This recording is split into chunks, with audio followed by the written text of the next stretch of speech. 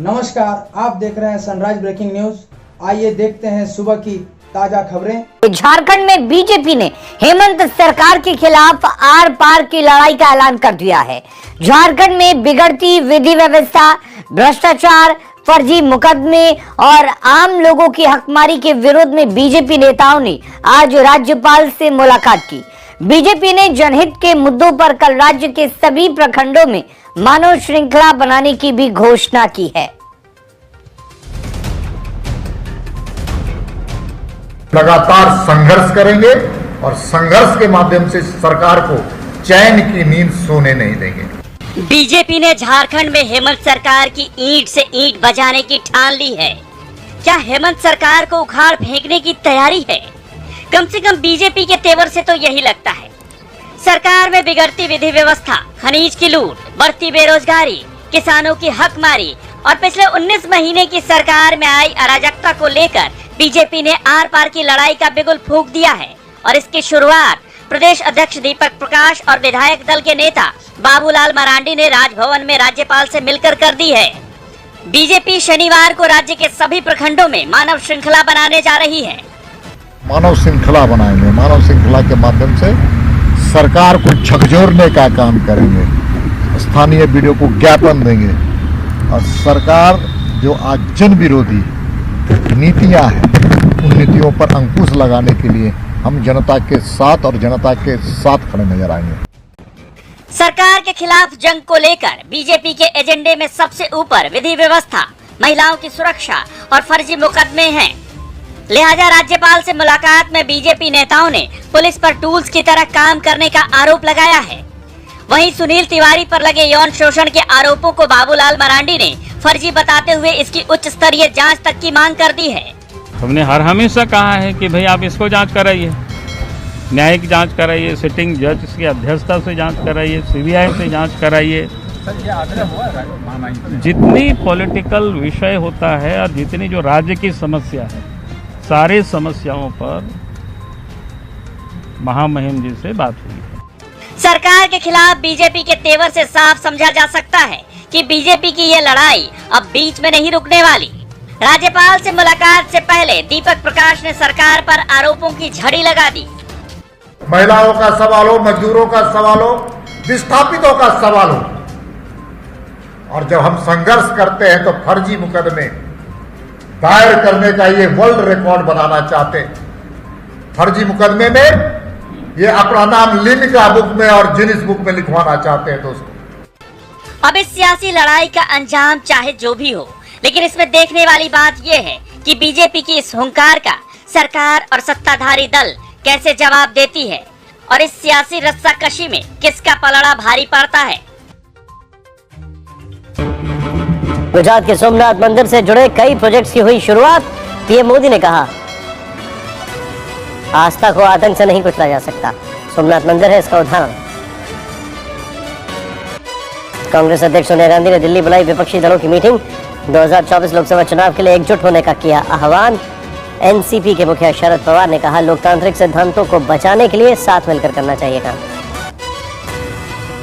राजीव गांधी की 30वीं पुण्यतिथि पर राहुल गांधी और प्रियंका गांधी वाड्रा ने किया अपने पिता को याद। वीर भूमि स्थल पहुंचे राहुल गांधी, अपने पिता की समाधि पर अर्पित किया पुष्प।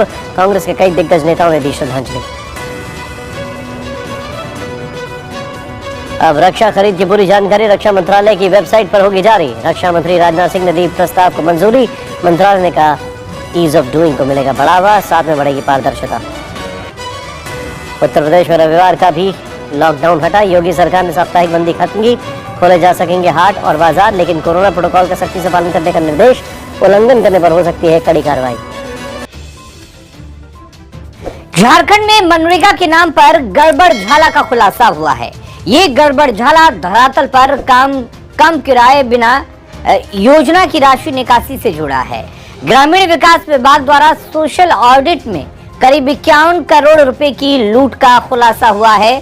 सबसे ज्यादा गढ़वा पलामू में बंदरबाट सामने आई है, जिस पर अब सरकार की ओर से कार्रवाई की बात कही जा रही है।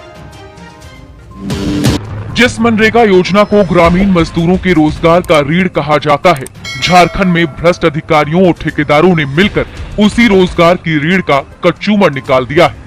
ग्रामीण विकास विभाग की सोशल ऑडिट में पता चला है कि तालाब से लेकर डोभा और टीसीबी से लेकर सड़क निर्माण तक के नाम पर इस योजना में जमकर लूट खसोट हुई है। कई जगहों पर बिना एक भी कुदाल चलाए लाखों रुपए की निकासी कर ली गई। मनरेगा के नाम पर सरकारी खजाने से 51 करोड़ की लूट की रिपोर्ट सामने आने के बाद मनरेगा से जुड़े अधिकारियों में हड़कंप मचा है, तो ग्रामीण विकास मंत्री कार्रवाई और पैसे की रिकवरी कराने में लगे हुए हैं। रिकवरी बहुत तक हुआ है, लेकिन जितना हम लोग सोचे थे उतना नहीं हो पा रहा है। फिर हम लोग उस पर रिकवरी के लिए बहुत देख भी रहे हैं, और जो भी संबंधित विभाग के पदाधिकारी इस कार्य में संलिप्त था उस पर भी कार्रवाई होगी। जिन जिलों में लूट खसोट की बात सामने आई है, उनमें 6 करोड़ 37 लाख की अवैध निकासी के साथ पलामू सबसे अव्वल है, तो 5 करोड़ 93 लाख के घोटाले के साथ गढ़वा दूसरे नंबर पर है। जबकि रामगढ़ में 4 करोड़ 93 लाख का गड़बड़ झाला हुआ है, तो गिरिडीह में भी 4 करोड़ 3 लाख की हेराफेरी की गई। वहीं पश्चिम सिंहभूम में 3 करोड़ 14 लाख, धनबाद में 2 करोड़ 88 लाख, गोड्डा में भी 2 करोड़ 88 लाख, साहेबगंज में 2 करोड़ 87 लाख, हजारीबाग में 2 करोड़ 42 लाख, दुमका में 2 करोड़ 36 लाख, राजधानी रांची में भी 2 करोड़ 17 लाख का गड़बड़झाला सामने आया है। जबकि जामताड़ा, बोकारो, पाकुड़ और चतरा जैसे जिलों में भी 1 करोड़ से ज्यादा का घोटाला हुआ है। कोरोना काल में मजदूरों की जीविका का सबसे बड़ा साधन मनरेगा ही साबित हुआ, और मानव दिवस सृजन में झारखंड ने नया रिकॉर्ड भी बनाया। लेकिन पिछले कुछ सालों में मनरेगा के नाम पर जो हुआ वो सीधे सीधे सरकारी खजाने और मजदूरों के हक पर डाका था, जिस पर बीजेपी अब कार्रवाई की मांग कर रही है। जो भी लोग दोषी हैं, तालाब बना नहीं, डोभा बना नहीं, खुदाई हुई नहीं हुई तो किन कारण से नहीं हुई, अगर पैसे निकाल लिए गए तो अविलंब रिकवर किए जाने चाहिए, चाहे वो कितने भी रसूखदार लोग हों। जनता की जो गाड़ी कमाई है वापस सरकार के खजाने में आनी चाहिए। फिलहाल मनरेगा के नाम पर हुई लूट की राशि की रिकवरी का आदेश दिया गया है, लेकिन राशि की रिकवरी की रफ्तार बेहद ही धीमी है, और ये योजना के नाम पर राशि की बंदरबाट का दायरा जांच के बाद बढ़ता ही जा रहा है। अब इंतजार विभाग के द्वारा दोषी अधिकारियों पर कानूनी कार्रवाई का है, क्योंकि जब तक कार्रवाई नहीं होगी तब तक मनरेगा में लूट की मनमानी चलती रहेगी।